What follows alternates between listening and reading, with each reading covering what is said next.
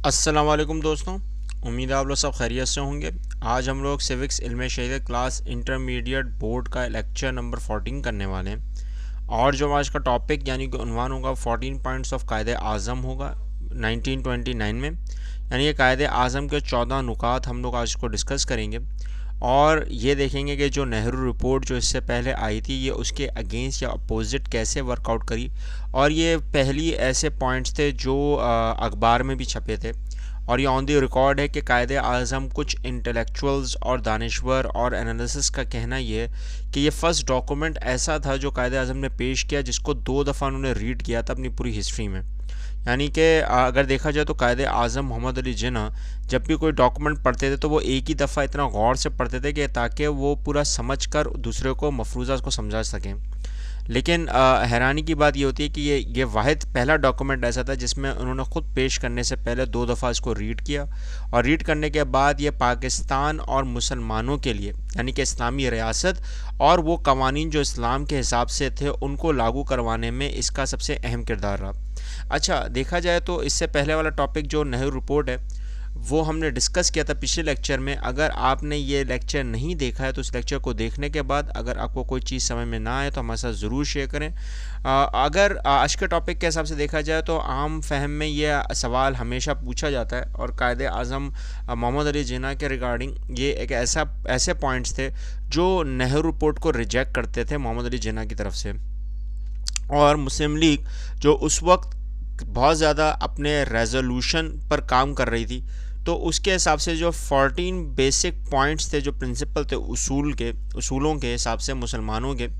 वो इसमें डिस्कस किए गए। और फ्यूचर कॉन्स्टिट्यूशन यानी कि अगर कोई मुस्तकबिल में आइन बनता है तो उसमें जो मेजर पॉइंट्स रखे जाएंगे वो यही पॉइंट्स थे कायदे आज़म के। ठीक है बेटा, तो कायदे आज़म मोहम्मद अली जिन्ना के क्योंकि यहाँ पे अभी तक कायदे आज़म को खिताब नहीं दिया गया है, अभी सिर्फ और सिर्फ एज अ मोहम्मद अली जिन्ना के तौर पर ये काम कर रहे थे, लेकिन हमारी किताबों में एज अ कायदे आज़म लिखा हुआ है तो हम इसलिए इनको कायदे आज़म ही बुला रहे हैं। ठीक है बेटा, तो मोहम्मद अली जिन्ना के जो वैलिड पॉइंट्स में से अगर देखा जाए तो उनका जो फॉर्मेशन थी उनका पहला पॉइंट यही था कि अगर कोई मुस्तकबिल में तर्ज़ आइन अगर बनता है तो उसकी जितनी भी अवामिल होंगे वेस्टेड जो होंगे वो सारे के सारे किधर होंगे, जितने भी सूबों के हिसाब से बनाए जाएंगे वो सारे आइन में दरकार होंगे। पहला तो ये। और अगर देखा जाए तो सूबों को जो खुद मुख्तारी दी जाएगी वो ऑटोनॉमस होगी यानी कि एक होगी, ऐसा नहीं है कि कोई माइनॉरिटीज़ और मेजॉरिटीज़ का कोई कॉन्सेप्ट होगा। तीसरा अगर देखा जाए तो उसमें जो कानून साजी का जो अवामिल होंगे जो जहाँ पर जिस सूबों के हिसाब से अक़लियतें जमातें हैं उनको वहाँ पर अक्सरियत जमातों का वैसे ही निसाब मिलेगा जैसे दूसरी अक्सरियत जमातों को मिलता है हर सूबों के हिसाब से, या फिर मसावात यानी कि बराबर कर दिया जाएगा। तीसरा पॉइंट ये था। चौथा पॉइंट अगर देखा जाए तो सेंट्रल लेजिस्लेटिव यानी कि मरकज़ी कानून साज असम्बलियों में मुसलमानों की जो नुमाइंदगी होगी वो 1/3 होगी। यानी कि 1/3 से मुराद यहाँ पर ये होती है कि एक इंडियन, एक ब्रिटेन और एक मुसलमान आके बैठेंगे। ठीक है बेटा, तो 1/3 का मतलब ये हो गया कि एक सीट मुसलमान की लाजमी होगी। अगर एक हिंदू की है एक ब्रिटेन की तो एक मुसलमान की सीट लाजमी होगी। अच्छा, इसी हिसाब से अगर देखा जाए तो जितने भी रिप्रेजेंटेशन ग्रुप्स हैं उनके हिसाब से जद्दागाना इंतखाबात वक्त पर होंगे और वही सेशन जिनमें अगर कोई पार्टी ज्वाइन करना चाहती है यानी कि ज्वाइन इलेक्ट्रेट करवाना चाहती है तो मुनसिफाना तौर पर ये सारे अहकामात जारी कर दिए जाएंगे। और अगर देखा जाए तो उस वक्त के हिसाब से पंजाब, बंगाल और नॉर्थ वेस्ट फ्रंटियर प्रोविंस यानी कि सूबे सरहद को मुसलमान की मेजॉरिटी करार देकर उनको ये तहफ़्फ़ुज़ दिया जाएगा यानी कि उनको ये बहाल किया जाएगा कि कहीं ना कहीं उनकी जो बहुत सारी इलाक़ाई जात जिनके हिसाब से वो पीछे हैं उनको आगे करा जाएगा। अब ये 6 पॉइंट तो बड़े वैलिड थे, लेकिन इसके बाद वाले पॉइंट्स हैं उसमें अगर देखा जाए तो 7वां जो सबसे अहम पॉइंट था कि जिसमें मजहबी आज़ादी सबको हासिल होगी। ठीक है बेटा, तो मजहबी आज़ादी से मुराद यहाँ पे जितनी भी कम्युनिटीज़ हैं, जितने भी सेक्ट्स हैं, उनको अपने इलाकों के हिसाब से मजहबी आज़ादी हासिल होगी। ये नहीं कि कोई हिंदू अपने रिवाज में अगर कायम है तो वहाँ पे मुसलमानों को उनको राइट्स ना हो, ऐसा नहीं है, सबको इक्वल राइट्स मिलेंगे। इसी तरह अगर कोई अवान में बिल पेश किया जाता है, ठीक है ना, तो उसकी 3/4 हिस्सा यानी कि अगर देखा जाए कि अगर कोई उसको अपोज करना चाह रहा है तो कहीं ना कहीं उसके हिसाब से जहाँ पर कवानीन को रद्द बदल करना होगा तो उसमें मुसलमानों की नुमाइंदगी एज अ कम्युनिटी जितनी भी माइनॉरिटीज़ में हैं जो मेजॉरिटी में कन्वर्ट हो जाएंगी उनको भी हक होगा। एक सिंपल सी बात थी, ये तो बहुत ही आसान बात थी। इसी के अलावा जो नेहरू रिपोर्ट में नेहरू ने खुद डिस्कस कर दिया गया कि सिंध को मुंबई से अलग कर जाएगा, उसकी प्रेसिडेंसी से अलग कर दिया जाएगा, तो इसी हिसाब से इन्होंने भी पॉइंट रख दिया।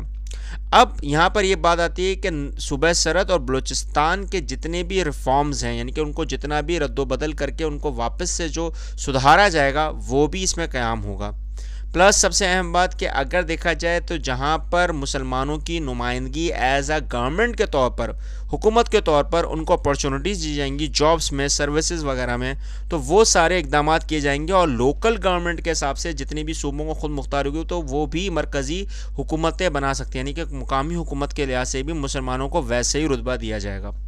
अब इसके हिसाब से अगर देखा जाए जहाँ पर मुसलमानों की सिविलाइजेशन, उनके कल्चर को तहफ़्फ़ुज़ दिया जाएगा, यानी कि अगर सकाफ़त और तहज़ीब को बड़ा तहफ़्फ़ुज़ सेफगार्ड किया जाएगा और यही लागू करवाया जाएगा मुकामी हुकूमत को जहाँ पर मुसलमानों की अक्सरियत है। ठीक है बेटा, कोई भी कैबिनेट में, यानी कि अगर देखा जाए 13वां पॉइंट में, 13 पॉइंट में, तो सेंट्रल प्रोविजनल जितने भी हैं उनके हिसाब से, चाहे मरकज़ी हों या सूबाई असम्बलियाँ हों या सूबाई कानून साज असम्बलियाँ हों, उनके हिसाब से 1/3 पूरा मुसलमानों को वैसे ही रुतबा दिया जाएगा जैसे आम को दिया जा रहा है, जो मेजॉरिटी इलाकों में हैं, जैसे हिंदू हो गए या ब्रिटेन्स हो गए। आखिरी में अगर उनका पॉइंट देखा जाए तो बड़ा वैलिड पॉइंट था कि आइन में कोई भी रद्दोबदल किया नहीं जाएगा जब तक कि आप मुसलमानों से उनकी राय लाजमी नहीं ले लेते। क्योंकि बेटा अगर एक दफ़ा अगर एक कानून बन गया और कॉन्स्टिट्यूशन अगर इसमें लागू हो गया, यानी कि आइन बनने के बाद आपको पूरे मुल्क में ये लॉज पास हो गए, तो इट मीन्स आप उसको इतनी आराम से चेंज नहीं कर पाओगे। तो वही बात थी कि मुसलमानों को वैसी ही नुमाइंदगी मिले जैसे बाकी हिंदू और ब्रिटेन्स को मिल रही है।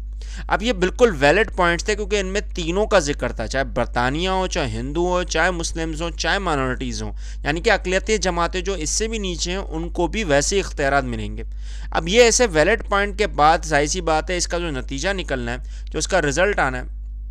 वो यही था कि कायदे-आज़म के पॉइंट जो थे उनको तो कोई इतनी आराम से बोलते ना एक्सेप्ट तो करने के लिए तैयार नहीं, कबूल करने के लिए तैयार नहीं है। लेकिन ये 14 पॉइंट्स वाकई में आगे चल के एक बहुत बड़ा मुद्दा बन गए, यानी कि अहमियत को मिल गई तारीख़ में, क्योंकि हिंदूज़ पॉलिटिशियन ने इनको रिपोज भी किया, रिजेक्ट भी किया। लेकिन यहाँ पर जो एक बड़ी अजीब सी बात थी, स्ट्रेंज बात यहाँ पर थी कि जो उस वक्त के कांग्रेस के सदर थे, कौन, जो सर नवाज तिगर साहब थे, उन्होंने इस पॉइंट्स को बाकायदा रीज़नेबल समझा, क्योंकि इसमें तीनों की नुमाइंदगी हो रही है, चाहे ब्रिटेन्स हों, चाहे हिंदूज़ हों, चाहे मुस्लिम्स हों। और अगर देखा जाए तो नतीजा जो दो कौमों के दरमियान बहुत बड़ा तनाज़ा बना हुआ है वो इसमें हल होता हुआ दिख रहा था। लेकिन मुस्लिम्स यहाँ पर ये रियलाइज़ कर चुके थे कि उनके लिए अगर ये खुद उद्मात अगर चाहिए तो इन पॉइंट्स को बहुत ज़्यादा अहमियत देनी पड़ेगी उस वक्त कि जब हमारे पास एक अलहदा मुल्क हो, यानी कि अलहदी रियासतें हों, और उस अलहदा रियासत के हिसाब से हम उन राइट्स को आराम से उजागर कर सकते हैं बनिस्बत हिंदू ब्रिटेन्स के साथ मिलकर। क्योंकि कहीं अगर देखा जाए तो हिंदूज़ कभी भी चीज़ों को एक्सेप्ट उस वक्त तक नहीं करेंगे जब तक कि उनको वैसे राइट्स ना मिल जाएं जैसे ब्रिटेन्स के हैं, यानी कि वैसे अथॉरिटेटिव पावर्स। और यही वो वजह थी कि जिसके हिसाब से बहुत ज़्यादा तनासुब या बहुत बड़ा इंतशार खड़ा हो सकता था। लेकिन कुदरत है, अल्लाह की कुदरत है कि बहुत कम हुआ, और यही वो आगे चल के पॉइंट्स जो बने तारीख़ के हिसाब से हमारी आज़ादी, तहरीक आज़ादी के ऊपर सबसे अहम एक निसाब छोड़ गए। अब ये एक छाप ऐसी थी कि जहाँ पे मोहम्मद अली जिन्ना को बहुत ज़्यादा सराहा भी गया और उनको बताया भी गया कि हाँ ये पॉइंट्स बहुत ज़्यादा वैलिड थे। अब इसके बाद हम लोग एक टॉपिक को बहुत अहम डिस्कस करते हैं, वो है इलाहाबाद एड्रेस, जिसको हम बोलते हैं प्रेसिडेंशियल एड्रेस, जो अल्लामा इकबाल ने दिया, क्योंकि उनको एहसास था कि जब तक कि हम लोग अपने कवानीन, अपने राइट्स उस वक्त तक नहीं अपना सकते या नहीं ले सकते जब तक कि हमारे पास एक अलहदा रियासतें ना हो, या रियासत को सूबों को मिलाकर एक रियासत ना बन गई हो, सेपरेट होमलैंड का कॉन्सेप्ट। तो हम लोग अपना जितना भी टॉपिक होगा उसको हम नेक्स्ट लेक्चर में डिस्कस करेंगे। लेकिन अगर आज के लेक्चर में अगर आपको कोई चीज़ समझ में नहीं आई तो हमारे साथ ज़रूर शेयर करें, कॉमेंट करें, और अगर आपको कोई चीज़ का पता हो, बहुत ज़्यादा इल्म हो, रिसर्च हो, तो वो भी हमारे साथ शेयर करें, कॉमेंट करें। इस चैनल को सब्सक्राइब करके उन बच्चों, उन लोगों तक पहुंचाएं जो ला इल्म है। मिलते हैं नेक्स्ट लेक्चर में। अल्लाह हाफिज़।